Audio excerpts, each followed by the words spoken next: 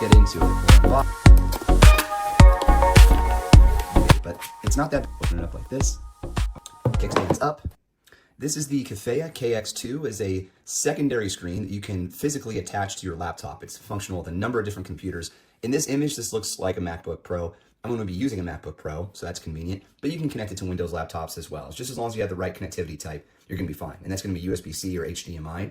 You can also connect it to other devices like a Nintendo Switch or a Steam Deck, a PS5, you name it. Now the price on this is $140. It's available on Amazon. I'll put a link in the description that isn't monetized. It's on sale right now as I'm recording this for just $100. But you know, that could change at any time. But I'll do my best to get this out right away, and hopefully you can take advantage of the sale if you find it interesting. I reviewed some other KEFEYA monitors in the past too, like just with different specifications or multiple displays.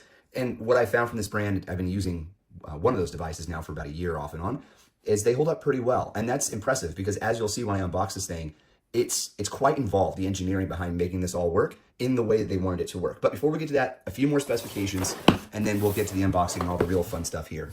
Okay, so it is a 16:9 ratio. It's an IPS panel, 14 inches, and the brightness is rated at 300. I already mentioned it's Type-C for connectivity or HDMI. 1080p resolution at 60 hertz. So I mentioned some gaming devices. You know, something like a Steam Deck, yeah, you might be able to play some games at 90 hertz or 90 frames per second or 100, you know, of course. This is capped at 60, but it still can be a very helpful thing. So like, for example, when I travel for work, which I do pretty often, I always take either my Steam Deck or my ROG Ally or something with me, or my Switch 2, just depends on what I'm playing at the time. And if I'm at the hotel room, I pretty often will connect it to this, which I also would use for work if I know I have to do some pretty intense stuff at the hotel in between my meetings, you know, over the course of a few days. Oh, okay, sorry, one more thing. So I mentioned 300 nits of brightness is a 1001 contrast ratio, and it covers 75% of the sRGB spectrum. All right, let's get into it. We'll unbox it, and then I'll get it connected. Don't be freaked out when you see this. If you haven't seen one of these before, it may look really complicated, but it's not that bad once you get into it.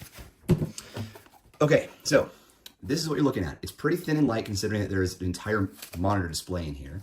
And this whole design, KEFEYA's been using this for a while now. It's cool. You know, it's not grippy, it's smooth, even though it may look grippy here. It's smooth and, you know, holds up pretty well. It's the same on both sides.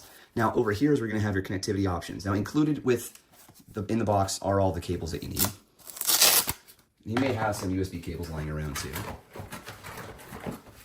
So here you go, USB-C with a 90-degree on one of them.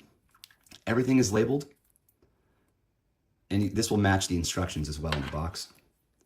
Here we have mini HDMI to full-sized HDMI. Let me just double check something real here. Yeah, okay, so it is mini HDMI here. One more cable. We have a standard USB-A to USB-C cable. And again, this one's labeled as well. Type-C 1, Type-C 2, power only. It will need power, but there are different ways to get power to it. Okay, let's go ahead and dive into this thing. Let's change my angles here. Hopefully that's better for everybody. This is a kickstand, by the way. We'll get to it. All right.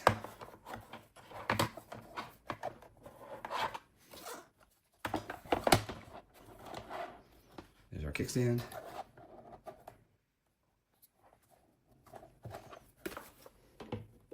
So it'll be propped up like this when it's time.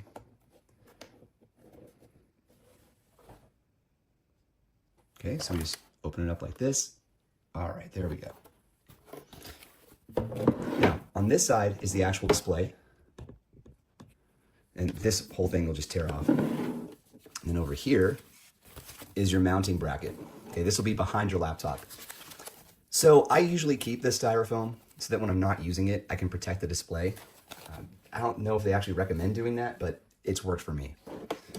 All right, some instructions here. You know, make sure you don't get pinched when you're doing this. It says always make sure the small flap closes properly. That's this one. Before storing the screen or you could damage the display, please retract the pull-out rod slowly to avoid pinching your fingers. All right, so that's this part here, right? So depending on the size of your machine, your laptop, you may need to create some tension. Oh, sorry, that's not coming into frame. You may need some tension. So if your laptop screen comes to here, oops, there you go. It'll just kind of put pressure on your display. I've only used this with Macs and Lenovo computers. The Lenovo ones, depending on which one I tested with, it could be either metal display, like metal chassis frames around the display, or it could be plastic. MacBooks, of course, are metal. So anyway, point is, I haven't had any issues with damage to the display. Okay. And there we go.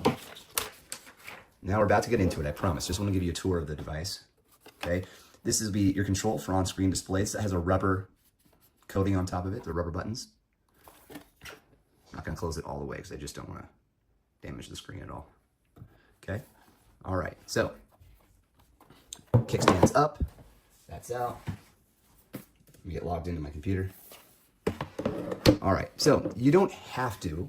It's not like required that you actually use the tension and mount it to your display like that if you don't want to. Okay, but if you did want to, you want to make sure the sides here, that the laptop monitor is underneath those hooks, the top hooks, and then there's that tension on the side. So now it's all connected, and I have this additional display that I can close or open. Now what I need to do first is get connections. So I'm going to get this in focus for you. And pull out the USB-C cable. Here we go. Just a second. Okay, so on a MacBook Pro, you've got USB-C cables on either side. I'm going to use the 90-degree angle, and remember there are labels on these. So this one says it's for Type C1 or Type C2. So what you can't see until now is that they're also labeled here. You can remove this sticker if you don't like the look of it, but I don't know why you would. It's totally fine to do it this way. Okay, connect it to the first one, and then plug it into my monitor. There's my Mac. And there it is. So you can move it out if you want to have more space for viewing, or less space. Maybe you just want a little bit of privacy, so you're on your plane and you want the person next to you to see what's on the screen. I don't know, you probably wouldn't do that. But you can see that, Mac just detects it right away. And of course you can go into your settings and you can change where the monitor is laid out in terms of your overall arrangements. But as of now, it works just as you would expect. So I can go into here, go to my display settings. That's for screen mirroring. Okay, so there's the KX2 automatically detected. By default, it was at a low resolution, so I'll bump it up just to make it better. And then I'm going to hit the arrange button and change where it is. I'm going to move it to the side, and Mac will remember this. It's not perfect orientation, not yet. We'll get it there. Okay, good. So now it's coming through. Now it's 16:9 aspect ratio rather than the 16:10 you get on the Mac. So it's not going to be a perfect, just slide your cursor across, but as you can see, it totally works. And the comparison to a micro LED display on a Mac isn't very fair, but for $100 on sale, I think you're getting a really solid additional display.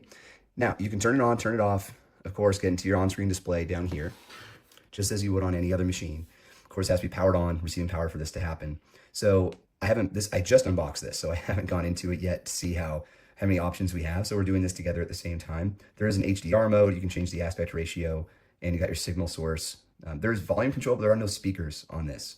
And my expectation is you can plug in USB-C or USB-A based headphones and then get audio pass through, but there's no actual audio. There's no speakers. Okay, oops. So you press this power button twice or menu button twice to get deeper into the menu.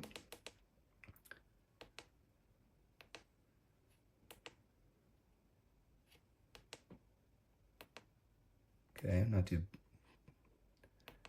sure what DCR is.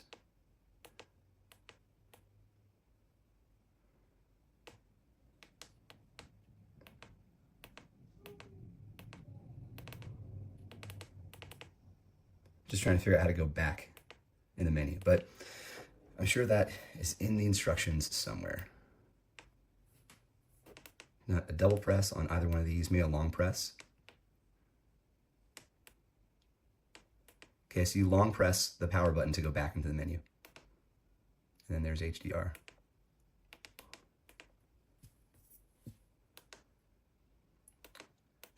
Oh, that actually is definitely different. It comes through a little better on my side than it would be for you on the camera. But anyhow, so that's the KEFEYA KX2. That's how it works.